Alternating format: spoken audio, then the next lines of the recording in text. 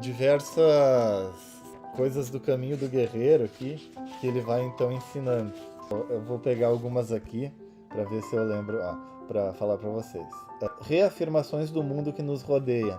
Ele fala que a gente enxerga o mundo da forma que enxerga, porque a gente fica reafirmando o mundo do jeito como a gente aprendeu, foi educado, e a gente reafirma esse mundo o tempo inteiro.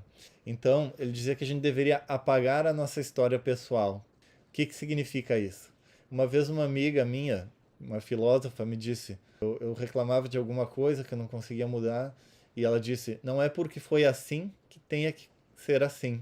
Ou seja, a tua história passada não define a tua história futura. E é isso que o Dom Juan queria falar para o Castaneda sobre apagar a história pessoal.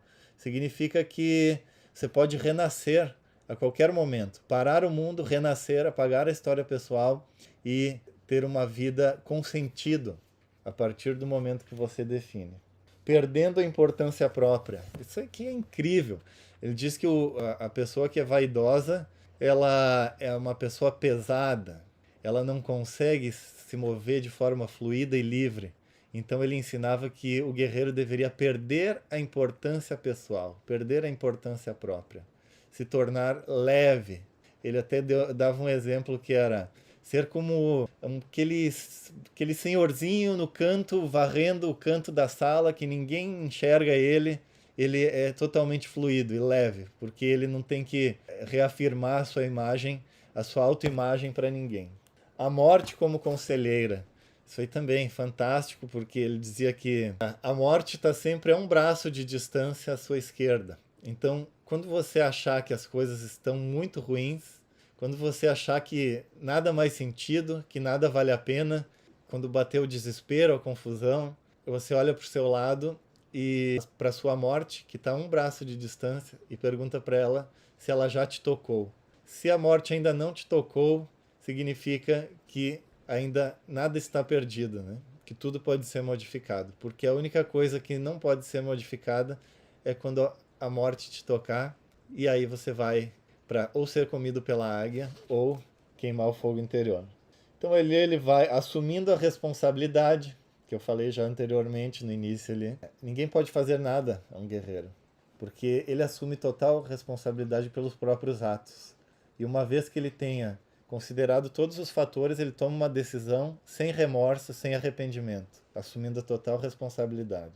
E aí ele começa a falar sobre o caçador, né? Primeiro ele fala sobre ser inacessível, que é aquilo que eu comentei no início, né? De que o caçador não tem rotinas, por isso ele consegue caçar sua presa, sua caça. Romper as rotinas da vida. A última batalha na terra, ou seja, ele dizia que um caçador ele não pode ir para um confronto de forma tímida. Qualquer confronto deve ser como se fosse a sua última batalha na Terra. Ele tem que ser 100% presente, se entregar totalmente. Porque ir de forma tímida é flertar com a morte. E a morte aqui não precisa ser a morte no sentido literal, mas pode ser a morte no sentido da inconsciência, né? De perder a consciência de quem se é, né? Quem você é realmente. Perder a consciência do que é importante, de para onde você quer ir, de onde você veio, para onde você quer ir, ficar inconsciente. Tornar-se acessível ao poder. Ele tratava tudo naqueles desertos, né? Nesses desertos aqui, ó, ele tratava tudo como se fosse uma maravilha, com um olhar de criança, como se fosse a primeira vez que ele estivesse vendo.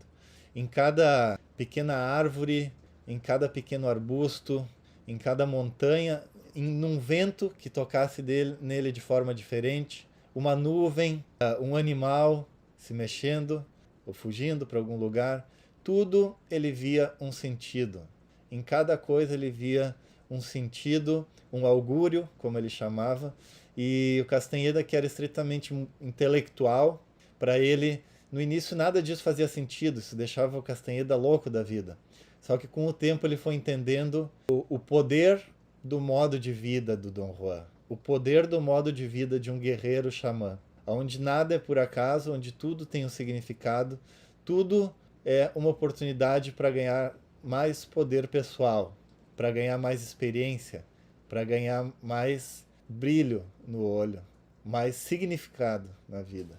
E aí ele vai para outros pontos, como o passo do poder, que é muito bacana essa parte também. Ele faz Dom Juan fazer como um passo de poder, que é como uma dança, né? Uma dança indígena. E o Castanheda faz Dom Juan fazer esse passo do poder e ele se sente ridículo, porque ele é um homem civilizado, como ele poderia fazer uma dança tão ridícula como aquela, né? Só que aquela dança ridícula, aquele passo do poder faz com que eles levassem a própria consciência e percepção para níveis muito acima do que o homem comum poderia sonhar. O não fazer é como aquele divino ócio dos gregos, né? De Sócrates, do divino Platão, que é o divino ócio é quando a gente pode sair das opiniões, sair dos atos compulsórios, dos atos automáticos e refletir, meditar dentro de nós mesmos, nossa verdadeira essência, né? É isso que serve o não fazer. No nosso mundo moderno, as pessoas já não conseguem mais praticar o não fazer. Elas têm que estar fazendo algo, produzindo freneticamente, tem que estar lendo alguma coisa, tem que estar criando algum novo projeto e tal. E aqui ele fala do não fazer, que é esse sentar-se imóvel. Não precisa ser sentar-se imóvel, mas no sentido figurado, né? E estar pleno, a plenitude de apenas ser. No não fazer, ele inclusive falava pro Castanheda para não olhar para as coisas ao redor dele, olhar para a sombra das coisas. Então é uma forma de quebrar aquele contínuo da nossa mente intelectual para que ela possa dar o salto quântico e perceber coisas mais profundas que não são percebidas normalmente, né, no nosso dia a dia. E aí por aí vai, ainda muitos outros pontos. Eu realmente, esse livro aqui, eu já li ele, não sei se 10 vezes, mas com certeza mais de 5 vezes eu já li. Sou apaixonado pela filosofia do Dom Juan, do Carlos Castanheda.